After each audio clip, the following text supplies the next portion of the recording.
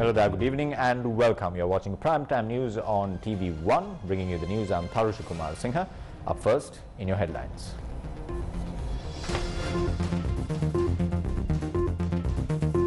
Price regulations for COVID-19 tests. 6,500 rupees for PCR tests and 2,000 rupees for antigen tests.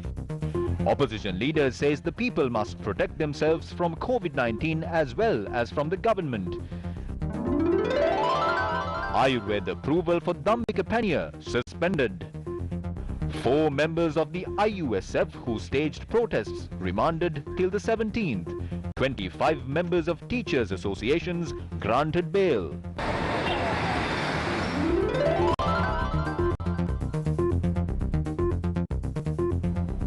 Minister of Health Pavitra Vanniyarachi says steps have been taken to issue the Gazette notification to regulate the prices of PCR and antigen tests tomorrow.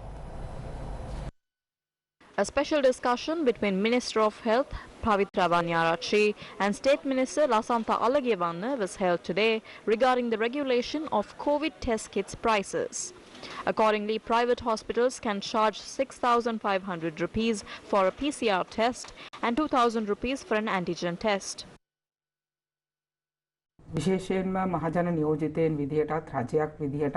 As representatives of the general public and as a government, we must ensure that we do right by the people of this country. The Consumer Affairs Authority will issue a Gazette notification tomorrow. The new prices will come into effect tomorrow.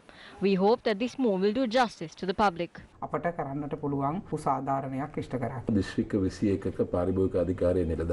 Officials of the Consumer Affairs Authority conducted investigations into the prices of PCR and antigen tests in 45 hospitals across 21 districts. The investigations revealed that PCR tests were conducted at prices ranging from 5,500 rupees to 9,750 rupees, while antigen tests were conducted at prices ranging from 2,000 to 5,550 rupees. This is unfair to the consumers. After assessing the situation, the Minister of Health today provided the recommendations to me.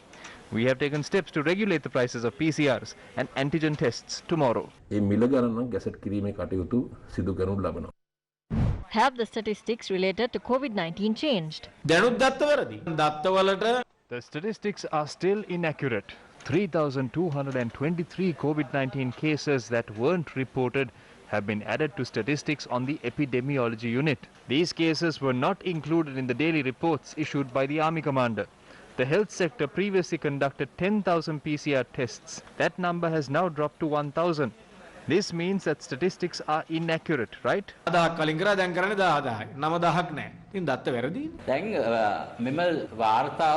statistics of the total COVID-19 caseload are obtained from laboratories. Certain mistakes may have been made when compiling reports of cases from across the country on a daily basis. But were the relevant corrections made at least once a month? There has been an issue where the labs have not submitted the reports.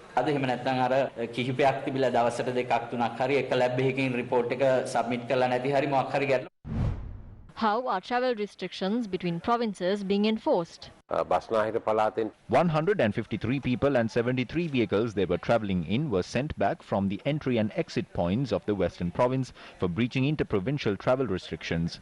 Travel restrictions between provinces continue to be in force. Only people engaged in providing essential services and state sector employees can cross provincial borders.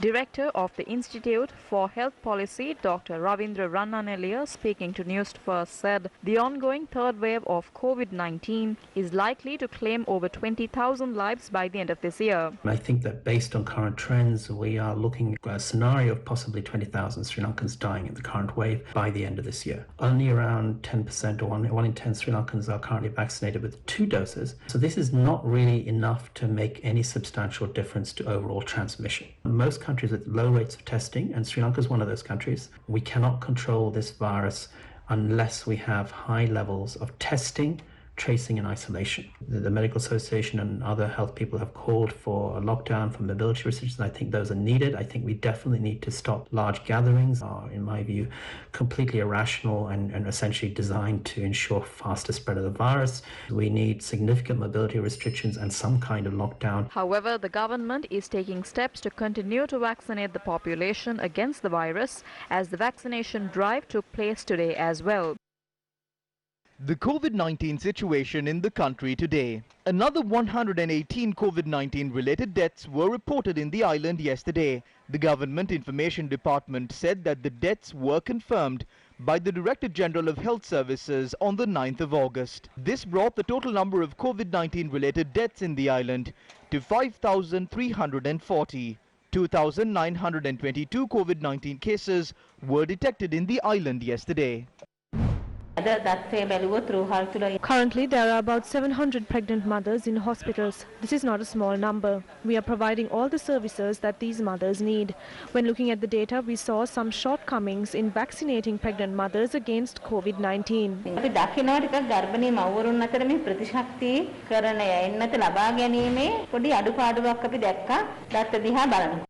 The spread of the Delta variant. This variant of the virus spreads twice as fast as the previous variant.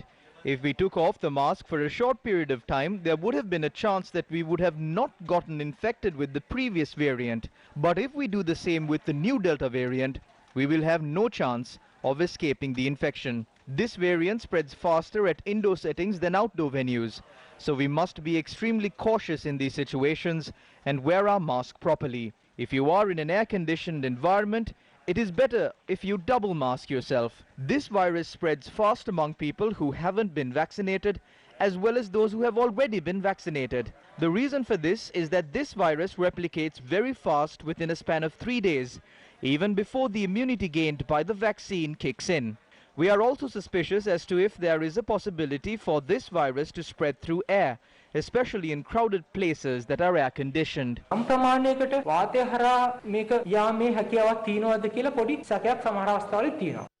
What should be done?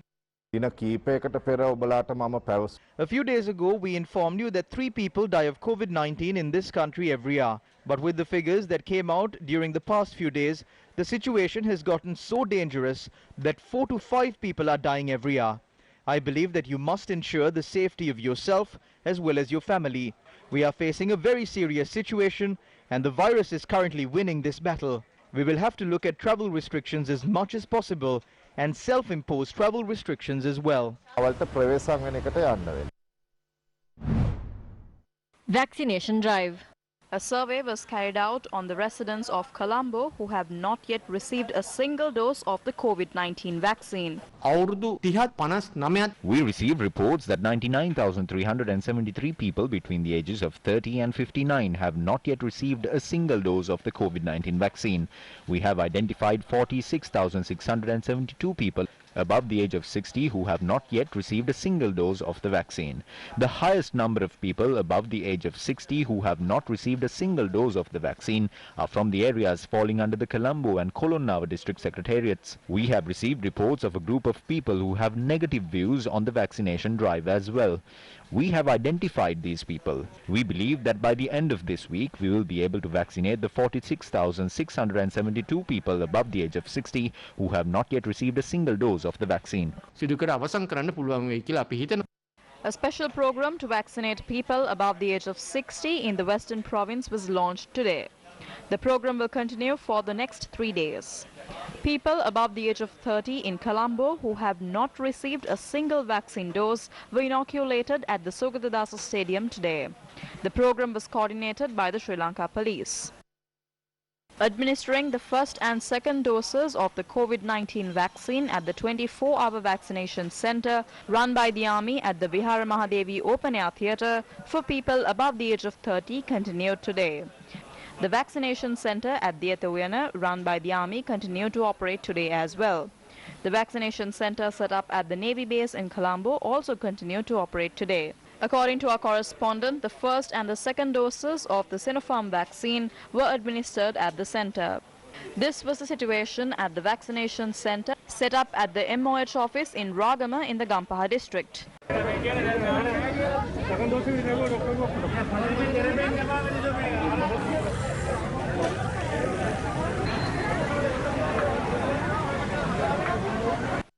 $15,000 doses of the Russian-manufactured Sputnik vaccine was brought to the island today. The vaccination doses were brought to the Bandar Naik International Airport from Dubai this morning.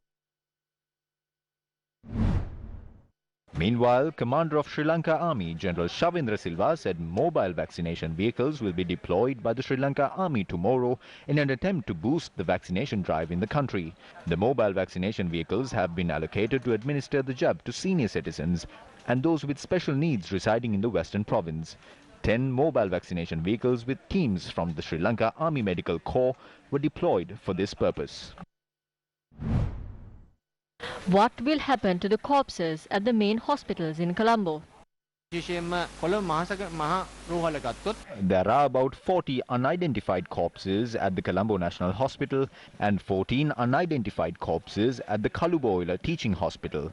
Some of these corpses have been stored at these hospitals since the year 2017. If we are to either cremate or bury an unidentified corpse, there is a process that must be followed in court.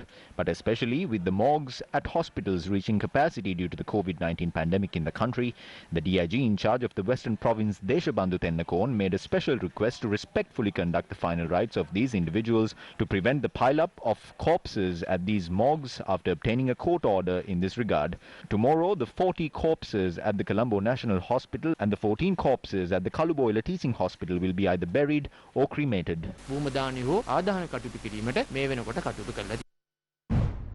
What happened to the Dhammika tonic? Dhammika පැණියට හම්බුණා approval එකක් අතිරේක ආහාරයක් ලෙස භාවිතා කරන්න.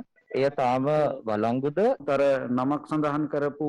We had given a temporary license to the Ayurvedic medicine you mentioned, but it did not pass the clinical trials. Therefore, we have revoked the temporary license we issued for that Ayurvedic medicine. තියෙන ශක්්‍යතාවයේ සාපල්‍යතාවයේ සම්බන්ධව ඒ නිසා මේ වන විට ඒ ලබා දීලා තිබ්බ తాවකාලික අවසර පත්‍රය අපි අයින් කරගෙන තියෙනවා.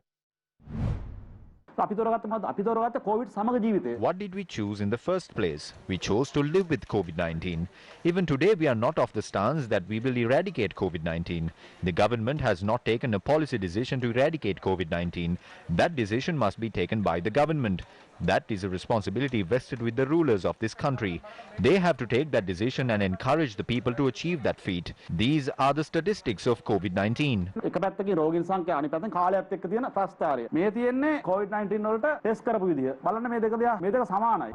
We still haven't taken any steps to eradicate the virus entirely. So the government has to take the political decision to eradicate this instead of spreading false rumors and misleading the people. That will land everyone in trouble. We would like to tell the government and the health authorities to take a scientific approach towards this and come up with a program to eradicate the virus.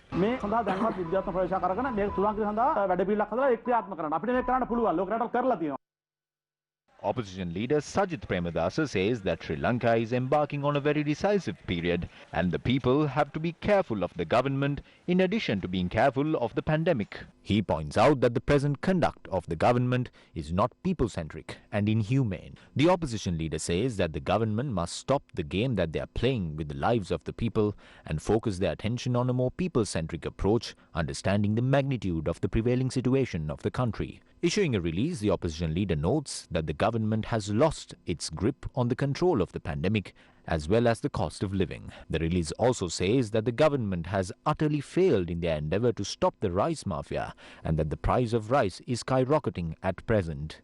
The opposition leader points out that the price of sugar has also skyrocketed as a result of granting tax concessions to the allies of the government. He adds that the loss the country had to bear from the sugar scam is not at all minuscule. Leader of the opposition Sajith Premadasa says that massive destruction was caused by the coconut oil scam and by importing carcinogenic coconut oil, and points out that the price of coconut oil has increased at present as well. In the release, Sajith Premadasa says that there is a serious shortage of nutrients in the market at present and that expectant mothers and infants have become malnourished. The release further notes that the retail price of goods such as rice, wheat, sugar, milk, coffee, soya, beans and meat has climbed to 32% from 16%, and that the prices of goods made of grains and fruits have climbed even higher. Opposition leader says that there is a mafia in the market at present, and unfortunately the government is idling by and letting it take place.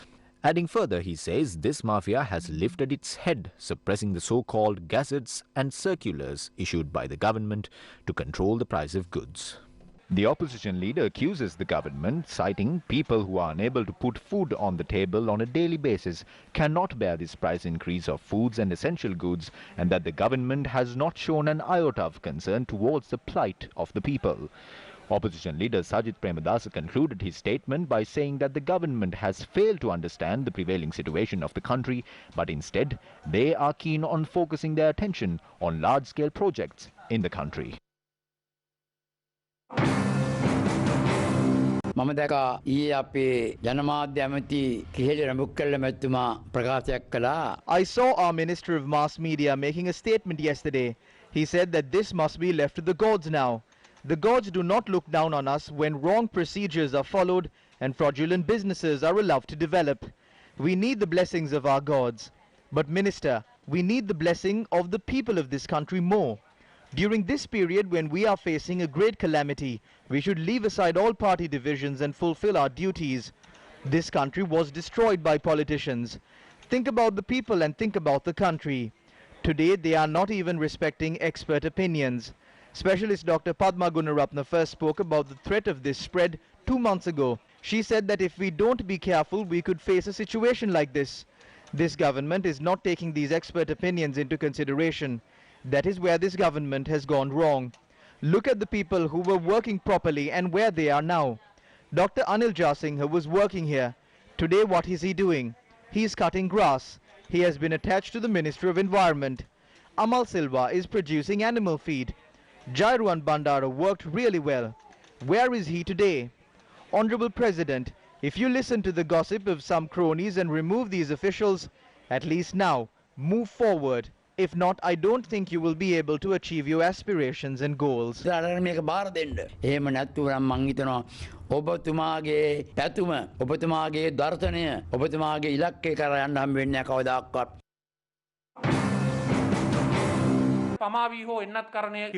The fact that this government that promoted the Dhammika Paniya has at least now accepted that vaccination is the only solution shows that they have also accepted the responsibility for all these deaths. Also, there was a scam in this country. The antigen tests were a scam, a PCR kit scam, a vaccination scam. It is clear to all of us that the hidden motive behind the current vaccination program is the provincial council elections that will be held in January. So these ridiculous political forces cannot overcome the struggle. If the problems can be handed over to the gods, we don't need a government, a president, a prime minister, or even ministers.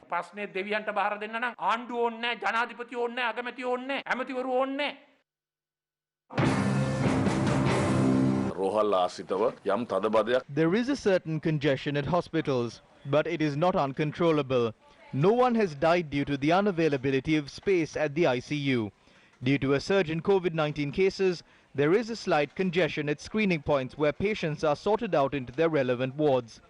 The health authorities reached a decision to treat patients at home.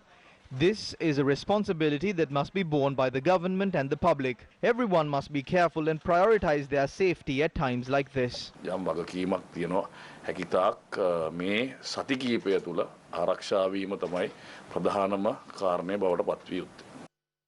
Permit me to shift your attention towards the domestic gas cylinder crisis. There is no indication that the issue has been resolved as of yet. The Consumer Rights Protection Movement and a number of other civil organizations visited the Consumer Affairs Authority to request the authorities to intervene in the matter today. The Consumer Affairs Authority is responsible for these matters. These ministers who are narrating fairy tales through media are asking for a week to sort out this issue. Are we camels to live a week without eating? We need our immunity now. We need to drink some porridge. We need to steam ourselves.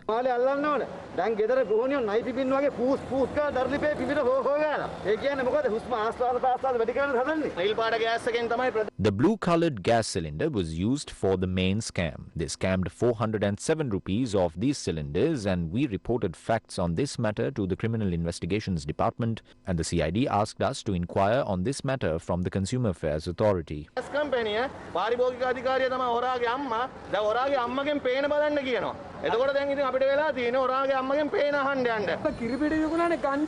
Milk powder is being sold like they are selling cannabis. They are hiding milk powder in newspapers and selling them. There is no milk powder, no sugar, and no dal. What is the meaning of this? A letter drafted by the Consumer Rights Protection Movement was handed over to an official of the Consumer Affairs Authority.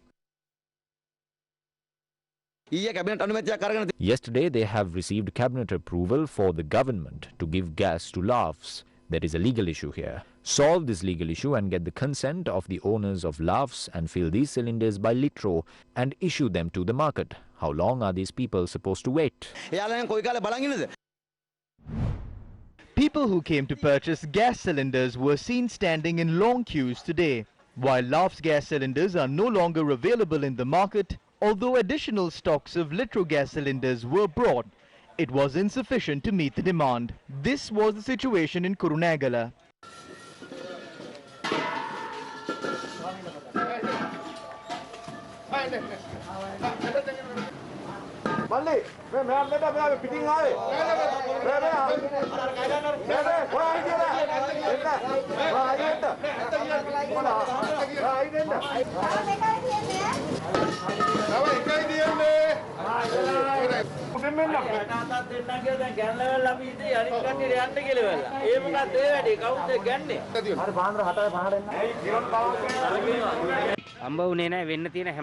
Everything that has to happen has already happened. We don't know what sort of shortages we will have to face in the future.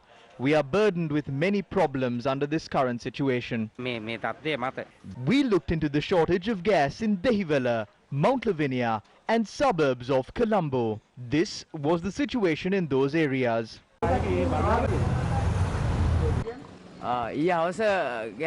We were due to receive gas last evening, but we didn't get it. They said the gas cylinders will come this morning, but it hasn't come yet. We are still waiting for it. People scold us. We are not holding these stocks. We don't have gas. We need to get gas to give it away. A man came to assault me on the road accusing me of hiding gas cylinders.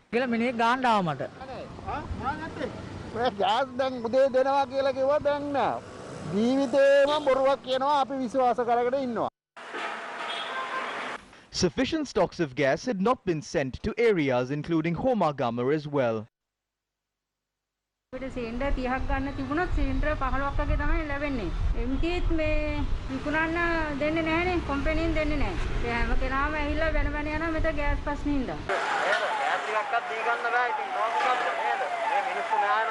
This was the situation in Kalutara, Vadua and Panadura today.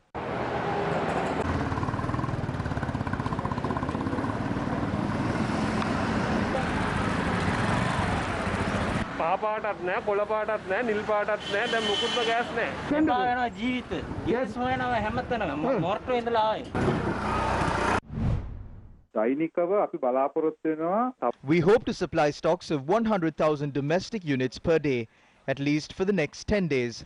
In addition to this, we have been supplying gas cylinders in smaller sizes to the market as well. The daily requirement of gas cylinders in the country is between 88,000 to 90,000. We have been supplying stocks of gas cylinders beyond that number on a daily basis. So we would like to tell the general public, do not worry about this situation. We can fulfill the entire gas requirement of the country. We also initiated the process of procuring the gas needed. There was a slight congestion seen on Monday, and that was because we had to give our employees a day off on Sunday.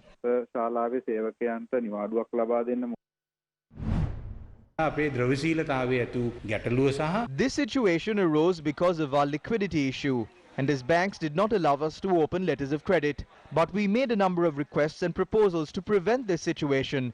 Since we did not receive a favorable response to those requests, we have to now face this situation. This situation is beyond our control.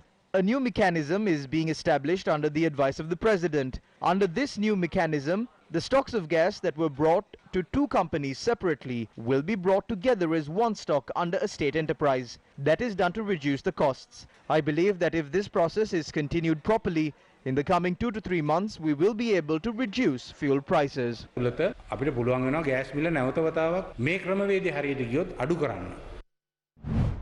Issuing a statement, the State Minister of Consumer Protection said that he humbly accepts the fact that the general public had to face some inconvenience due to the shortage in LAF's gas cylinders. According to the statement, the shortage was not a result of the failure of the Consumer Affairs Authority to fulfill their duties. The statement added that the Cabinet of Ministers headed by the President, the Ministry of Finance, Ministry of Trade, along with the State Minister of Consumer Protection and the Consumer Affairs Authority will take the necessary steps to solve this issue immediately. During a meeting held at the Temple Trees under the patronage of Prime Minister Mahinda Rajapaksa, a group of backbench MPs of the Sri Lanka Podujana Peramuna put forward proposals highlighting the sectors that must be focused on while drafting the budget for the year 2022. The meeting was convened by Minister of Finance, Basil Rajapaksa. According to the Prime Minister's office, backbench MPs of the Sri Lanka Podujana Peramuna have put forward proposals highlighting the aspects that must be focused on a rural, divisional and district level and the need for strengthening the national economy. The release issued by the Prime Minister's office noted during the meeting, Minister of Finance Basil Rajapaksa have pointed out that steps will be taken to obtain proposals that will cover a multitude of sectors when making the budget for the year 2022. He asked about our opinion on the budget. That was the discussion he had with the backbench MPs of the party. He said a plan is in place to successfully take the country forward. The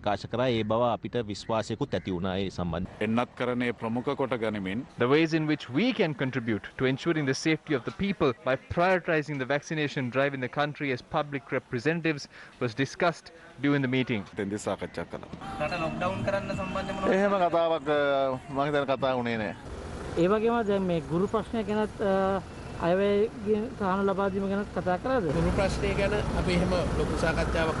did not discuss the teachers' salary anomaly issue. This meeting was held to discuss the budget. We will implement a number of programs that will benefit the general public in the future. Bellboy's got you covered. Download Bellboy today to get all your household appliance fixing and repairs done. Now available on Android and iOS. Welcome back to the news. Now, as we reported earlier today, fishermen point out that there is a serious drop in the number of fish due to the algae species found in the Ramakanoya reservoir. Newsfirst constantly reported in the recent past that due to this issue, the water in the Ramakanoya reservoir has been contaminated. This is an in-depth report on the matter. The Ramakanoya reservoir is located in close proximity to the Hambehela, Kamaragala, Nilgala Manikavela and Malgaha Ussa forest reserves. It is believed that herbal plants used by King Buddhadasa, famous for indigenous medicine, were also grown in this area. Attempts to hand over these lands to foreign corporations date back to the 1990s. A proposal to cultivate pineapple by destroying forest cover in Nilgala that came up between 1990 and 1993 was withdrawn due to massive public opposition. A proposal to hand over 65,000 acres of land belonging to 11 divisional secretariats between Ramakanoya and Nilgala was presented to the cabinet on the 12th of December 2006. According to the proposal, 300 acres of land was allocated for the construction of the sugar manufacturing facility alone. That destructive proposal too was defeated by the general public. The Board of Directors of the Sri Lanka Mahaveli Authority had approved a proposal to hand over land in the vicinity of Ramakanoya to 8 companies in August last year against such a backdrop. A private investor was granted cabinet approval to cultivate corn on 2,750 acres of land along with a series of rules and regulations from the Central Environmental Authority. During our visits to Ramakanoya and its surrounding areas, we witnessed and reported on how the clearing of the land surrounding the Ramakanoya has affected the water sources in the area. Newsfirst witnessed how many water sources that nourish the Ramakanoya were destroyed. We took steps to communicate the issues faced by the residents of Ramakanoya to the highest echelons of government through our Gammed Janata Mandapaya program. Now the development of a species of algae in the Ramakanoya has contaminated the water in the reservoir.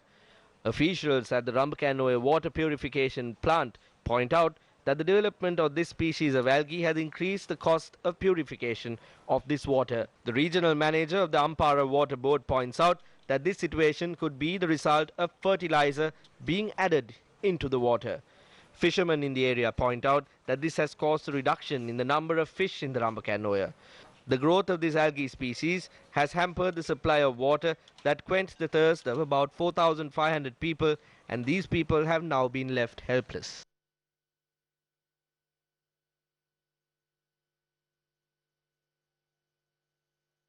What is happening around the world? Let's take a look. News from here at home. Now, a group of teachers who were arrested for violating COVID-19 regulations during a protest were released on bail today.